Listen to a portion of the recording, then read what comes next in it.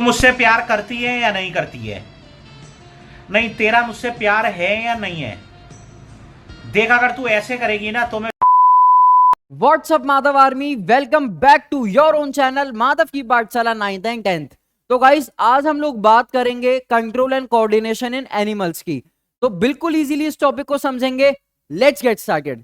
तो सबसे पहले आता है एनिमल्स में जो कोऑर्डिनेशन है वो दो तरीके से होता है। एक होता है नर्वस सिस्टम के थ्रू और एक होता है एंडोक्राइन या फिर हार्मोनल सिस्टम के थ्रू।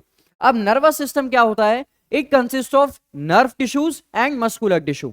नर्वस टिश्यू क्या होता है? नर्वस टिश्यू कंसिस्ट करता है न्यूरॉन्स को। न्यूरॉन्स माने नर्व सेल्स को। ये नर्व सेल क्या करते हैं? कोई भी इंफॉर्मेशन को इलेक्ट्रिकल इंपल्स के फॉर्म में ट्रांसमिट करते हैं हमारी बॉडी में और बहुत जल्दी रिस्पॉन्स के लिए हमें प्रिपेयर करते हैं। तो आइए इसको डिटेल में देखते हैं। तो सबसे पहले होते हैं रिसेप्टर्स। रिसेप्टर्स हमारे नर्वस सेल्स पे, नर्वस टिश्यूज में प्रेजेंट होते हैं जो कि आउटसाइड इंफॉर्मेशन को गैदर करते हैं। कौन कौन से? ईयर में जो रिसेप्टर्स है फोनो रिसेप्टर्स, आईज में जो है फोटो रिसेप्टर, स्किन में है थिग्मो रिसेप्टर, नोज में हमारे ऑल्फैक्टरी और टंग में होते हैं गस्टेटरी रिसेप्टर्स। ये इंफॉर्मेशन को गैदर करते हैं। अब इसके बाद आता है हमारा न्यूरॉन। हमारा पूरा जो नर्वस टिश्यू है वो क्या मदद करता है? It helps us to act in response to a stimulus. Stimulus मतलब कोई सडन चेंज। मान लो आपने एक हॉट प्लेट को टच कर दिया, तो जो आपकी बॉडी मूव करेगी, अपना हैंड पुल बैक करेगी, वो कौन कंट्रोल करेगा? पूरा न्यूरॉन या फिर नर्वस टिश्यू कंट्रोल करेगा। अब न्यूरॉन जो है it is a structural and functional unit of the nervous system. अब इसमें क्या क्या पार्ट्स होते हैं आइए डायग्राम से देखते हैं।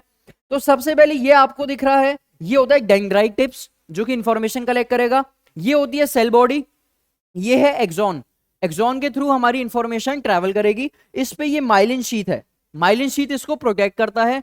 और उसके बाद है ये nerve endings. Nerve endings information को पास ऑन कर देंगी नेक्स्ट न्यूरॉन के पास। नेक्स्ट न्यूरॉन के बीच में गैप होता है जिसको हम बोलते हैं साइनैप्स या फिर न्यूरोमस्कुलर जंक्शन। क्लियर है? तो सबसे पहले नर्वस टिश्यू में क्या होता है? एक न्यूरॉन होता है। ये हमारे न्यूरॉन का स्ट्रक्चर। ये क्या करता है? इलेक्ट्रिकल इंपल्स को ट्रेवल कराता है और साइनैप्स में उसी इलेक्ट्रिकल इंपल्स को एक केमिकल के फॉर्म में चेंज कर देता है। क्लियर है ये? अब बात करते हैं रिफ्लेक्स एक्शन की। रिफ्लेक्स एक्शन होता है a sudden action in response to a stimulus. A sudden action, आपने गलती से मान लो एक स्विच बोर्ड को टच कर दिया और आपको करंट लग गया, तो आप जल्दी से हाथ को पुल बैक करोगे। वो सडन एक्शन को हम कहते हैं रिफ्लेक्स एक्शन। और उस एक्शन में जो पाथ फॉलो करा जाता है उसको बोला जाता है reflex arc. The path followed in a reflex action is called reflex arc.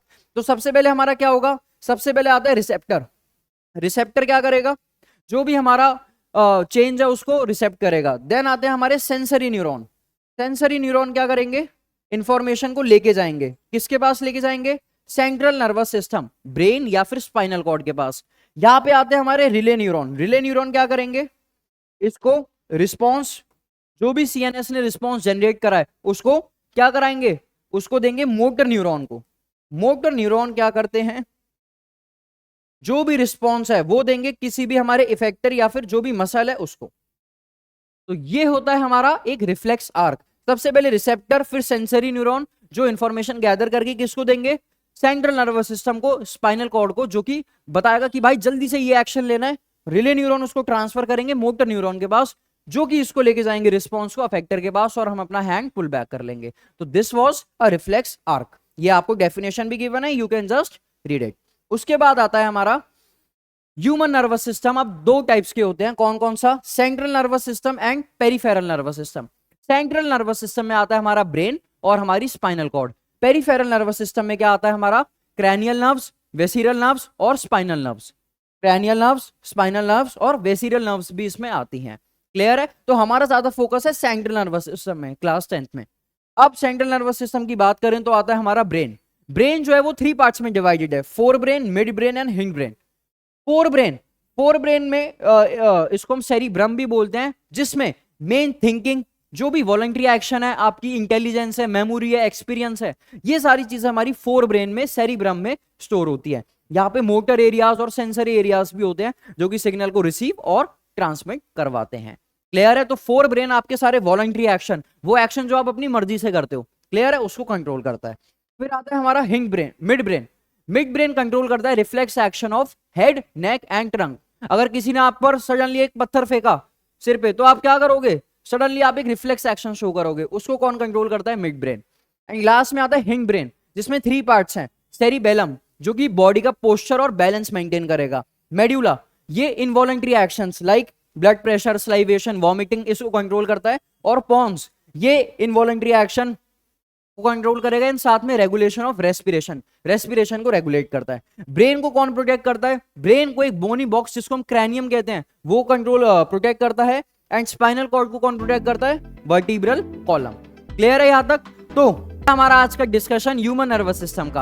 अब आपका काम अभी फिनिश नहीं हुआ है, आपको एक तो इसके नोट्स अच्छे से बनाने हैं और चैनल को सब्सक्राइब एंड वीडियो को लाइक जरूर करना। एक और अच्छे वीडियो में मिलेंगे इजी एक्सप्लेनेशन के साथ।